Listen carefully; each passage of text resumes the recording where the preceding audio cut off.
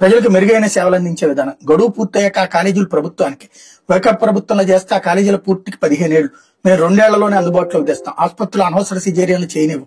శాసనసభలో ముఖ్యమంత్రి చంద్రబాబు. పేదలకు వైద్య విద్యను అందుబాటులోకి తేవడం తమ ప్రభుత్వ లక్ష్యమని ముఖ్యమంత్రి చంద్రబాబు ప్రకటించారు. తమ ప్రభుత్వం 10 వైద్య కళాశాలల నిర్మాణం ప్రభుత్వ ప్రైవేట్ భాగస్వామ్య విధానంలో చేపట్టడం వల్ల జగన్ ప్రభుత్వం ఇస్తామన్న దానికంటే పేద విద్యార్థులకు అదనంగా 110 సీట్లు అందుబాటులోకి వస్తాయని తెలిపారు.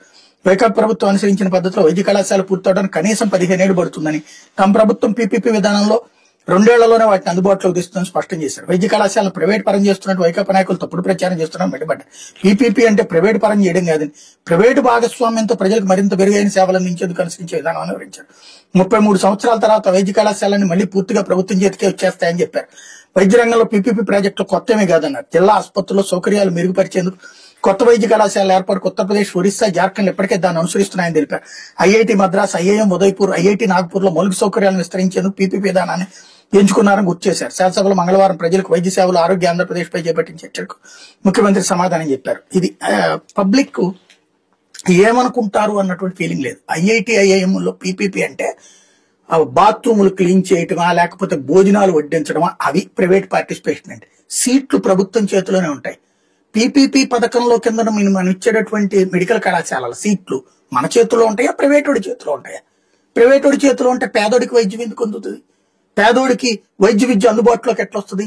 ప్రైవేట్ కళాశాలలో పేదోడికి ప్రైవేట్ విద్య, అది మెడిసిన్ విద్య అందుబాటులోకి ఉందా? ఇంతకాలం పాటు 33 ఏళ్ల తర్వాత వెనక్కి వచ్చేస్తుంది. లయోలా కాలేజీకి భూములు, విజయవాడ సిద్ధార్థ ఉమెన్స్ కాలేజీకి భూములు, లేకపోతే అట్లాంటి భూములు ఎన్ని ఇచ్చాం? ఎప్పుడన్నా ఏదైనా వెనక్కి తీసుకున్నటువంటిది ఉందా?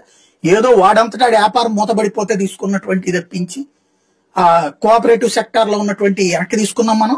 వాటిని పీపీపీ అనే కదా చెప్పినప్పుడు. ఎవరి చేతిలో ఉన్నాయి ఇప్పుడు ఇవన్నీ? షుగర్ ఫ్యాక్టరీలు, పాల ఫ్యాక్టరీలు ఇవన్నీ కూడా ప్రైవేటోడు బాగుపడుతున్నాడా, పబ్లిక్ బాగుపడుతున్నారా? ప్రజలు బాగుపడుతున్నారు. అంటే ప్రజలు ఏమనుకుంటారో కాదు, ప్రజలు ఏం ఆలోచించాలో మేము చెప్పినట్టు మీరు ఆలోచించండి. దీనివల్ల మీరే బాగుపడిపోతారు. ఇదివరకు కార్పొరేట్ విద్యా సంస్థలు పెట్టినప్పుడు కూడా అదే చెప్పాం. అలాగే దాన్ని ఏమంటారు, ఎలక్ట్రిసిటీ ప్రైవేటైజ్ చేసేటటువంటి 3 విభాగాల కింద విభజించేటప్పుడు కూడా ఇదిగో దీనివల్లనే మీ అందరికి కరెంటు ఛార్జీలు తగ్గుతాయి అన్నారు. ఇప్పుడు యూనిట్కి 10 రూపాయల నుంచి 14 రూపాయలు టోటల్ గా అన్ని కలిపి లెక్కేస్తాయి. ఎవరికి న్యాయం జరుగుతుంది? ఏం న్యాయం జరుగుతుంది? బాగుపడుతున్నాడు ప్రైవేటోడు, అన్యాయం అయిపోతున్నాడు పబ్లిక్. అదే సందర్భంలో ప్రభుత్వాలు మాత్రం ఈ ఉపన్యాసాలతో కాలక్షేపం చేస్తా ఉన్నటువంటి పని. ఇదే పీపీపీ కింద మరి కేంద్ర ప్రభుత్వ విద్యా సంస్థలు 10 విద్యా సంస్థలు ఎందుకు పెట్టలేదు? ఇదే ప్రైవేట్ కింద అమరావతి ఎందుకు పెట్టలేదు? అప్పుడు అసలు ప్రభుత్వం ఎందుకు? అన్ని ప్రైవేట్ వాళ్ళకి తాళ్లే నడుపుతారు కదా.